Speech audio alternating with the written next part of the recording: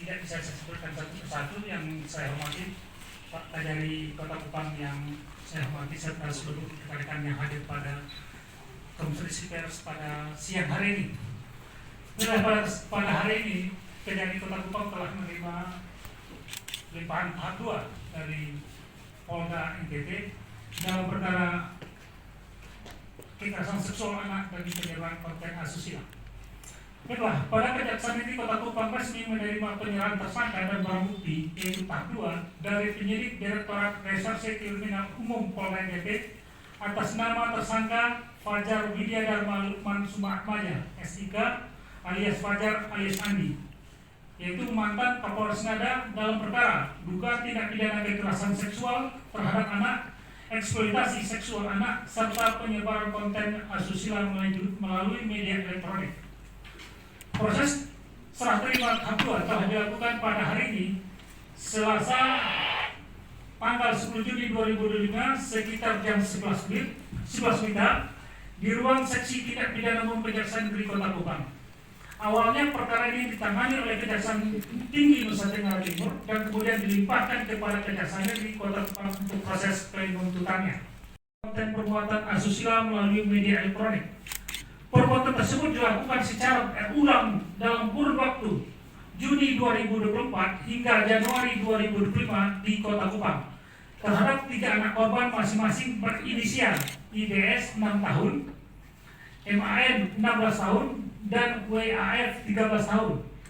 Tindakan yang dilakukan tersangka melibatkan pemanfaatan relasi kuasa, penggunaan tipu daya, serta pelibatan pihak lain untuk mengatur pertemuan dengan korban anak. Selain itu, tersangka juga merekam sebagian dari aksi kekerasan tersebut dan menyebarkannya melalui situs gelap atau dark web. Kemudian pasal yang disangkakan dan ancaman hukuman. Pasal yang disangkakan kepada terdakwa yang ke-1 untuk anak korban atas nama IDS.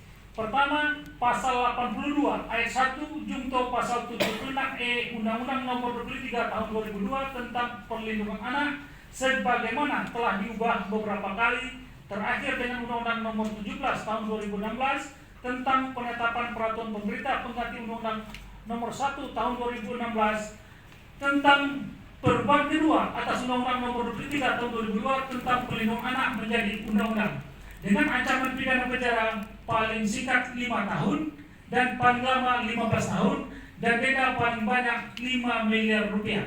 Atau kedua, pasal 12 Undang-Undang Nomor 12 Tahun 2022 tentang kekerasan seksual dengan ancaman pidana penjara paling lama 15 tahun dan atau pidana denda paling banyak 1 miliar rupiah.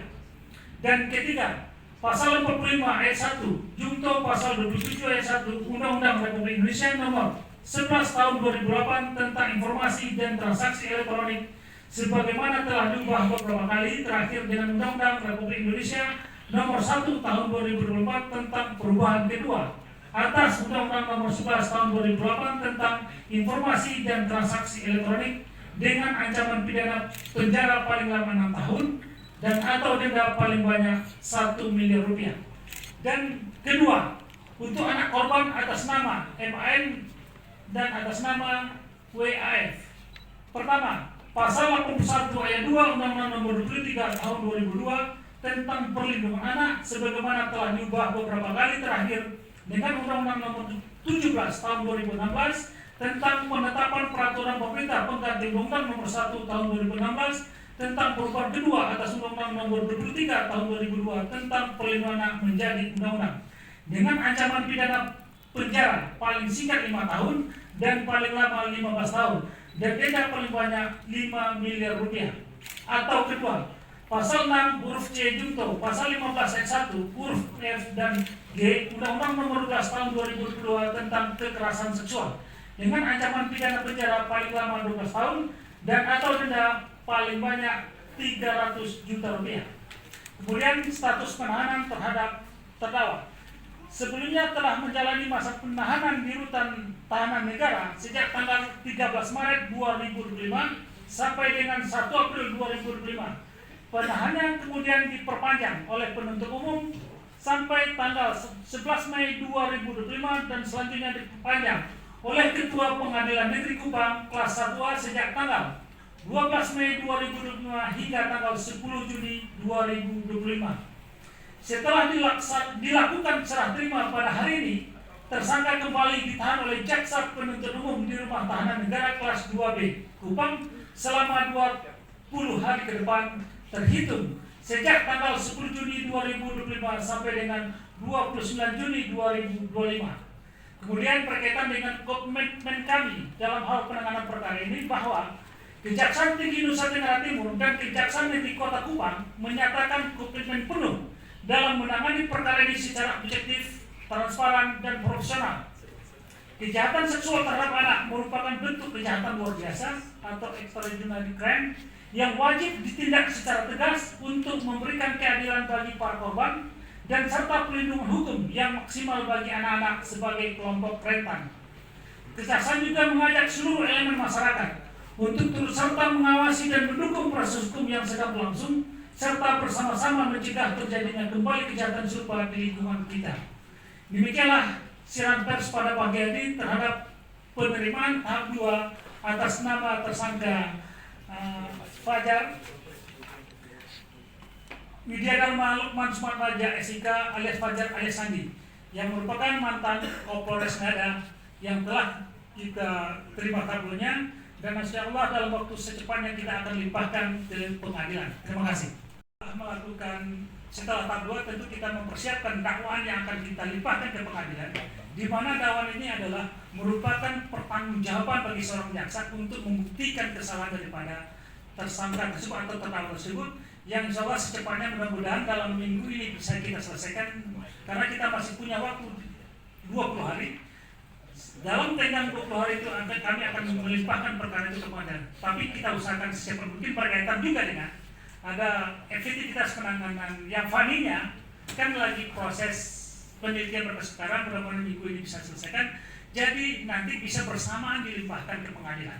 Jadi jangan sampai terjadi ini sudah selesai kemudian yang satu belum, jadi itu merepotkan kita semua. Jadi alangkah dalam rangka efisiensi dan efektivitas kita tunggu berkas perkara dari Fani insya minggu ini juga selesai sehingga bisa bersama-sama melimpahnya nanti ke pengadilan. Terima kasih. Satu Pak.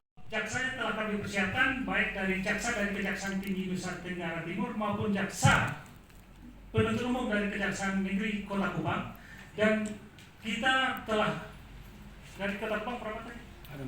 Ada 4 tambah jaksa, dan kita jadi 7 calon jaksa yang sudah berpengalaman terhadap penanganan perkara kekerasan terhadap seksual maupun terhadap pelindung anak ini. Apakah 3 pasal itu yang sudah oleh penyidik, apakah bisa dikotak-atik oleh jaksa? Ada penambahan mungkin TPPO-nya atau itu stuck di 3 pasal kekerasan seksual, perlindungan anak dan perlindungan anak? Iya, terima kasih Bu, bahwa sebagaimana telah kami sampaikan beberapa kali dalam pertemuan juga di RDP, bahwa untuk TPPO-nya itu sudah di Stefani. Kemudian hal ini berkaitan sebagaimana yang sampaikan tadi bahwa ini adalah dakwaan kumulatif yang tentu maksimal hukumannya insya Allah. Tapi saya bilang beberapa kali pertemuan dengan kita semua, kami tidak akan main-main dalam hal penanganan perkara ini. Kita boleh saksikan bersama nanti apakah sekiranya ada permainan dalam perkara ini, tolong diawasi dengan ketat. Karena kita tidak mau bermain perkara ini adalah menyangkut masa depan anak-anak kita.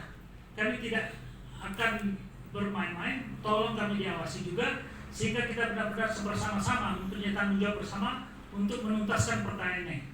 Jadi insya Allah jangan diragukan, karena maksimal hukuman di Indonesia itu kan cuma 20 tahun. Ya. Pak, tadi mobil yang mengantar Pak Wakapolres itu apakah mobil rental atau mobilnya siapa Pak? Itu bukan kapasitas saya menjawabnya. Saya rekan-rekan jaksa penuntut umum yang menangani perkara ini, kami telah selalu berkoordinasi dan mengingatkan bahwa terhadap perkara ini benar-benar personal, transparan, dan tidak bermain-main dalam hal penanganan perkaranya. Ini harus merupakan suatu penanganan perkara yang harus diselesaikan dengan cara serius. Terima kasih. Pak, tidak ada pasal hukuman mati Pak. Itu yang pertama Pak. Yang kedua di media sosial. Sudah ketemu beberapa kali audiensi. Kita tentu sebagai negara hukum atau azas legalitas, kita tetap berpatokan sebagaimana yang ditentukan undang-undang. Makanya saya pernah katakan bahwa sekiranya ada ancaman yang saya Bapak sampaikan, saya akan lakukan itu, kan gitu. Tapi insya Allah boleh kita awasi bersama-sama, mudah-mudahan perkara ini berjalan pada track yang benar. Terima kasih. Bahwa apabila perbuatan itu dilakukan secara ulang, ini kan merupakan perbuatan tersendiri sebenarnya. Tapi karena dilakukan bersama-sama maka efektif penanganan perkara itu, maka ada pemberatan sepertiga dari perbuatan yang diancamkan. Misal ancamannya 15 misalnya, kemudian terhadap perbuatan yang akumulasi maka ditambah sepertiganya. Oke? Kalau berkaitan dengan restitusi korban ini seperti apa Pak? Restitusi ini tentu hasilnya dari LPSK Pak. Sudah ada hasilnya atau belum? Jadi belum, mungkin nanti disusulkan. Biasanya kita tidak bisa melakukan penuntutan restitusi kalau belum ada LPSK-nya. Nanti di tuntutan pasti kita sebutkan. Karena itu merupakan jaminan keadilan lah bagi korban terhadap restitusi tersebut. Kita akan peroleh nanti semaksimal mungkin. Pak, ada surat penangguhan penahanan dari pengacara Budi? Kalau masalah penangguhan itu tentu merupakan hak daripada pihak, tentu hak kita juga apakah perlu mengabulkan atau tidak. Terima kasih. Terima kasih.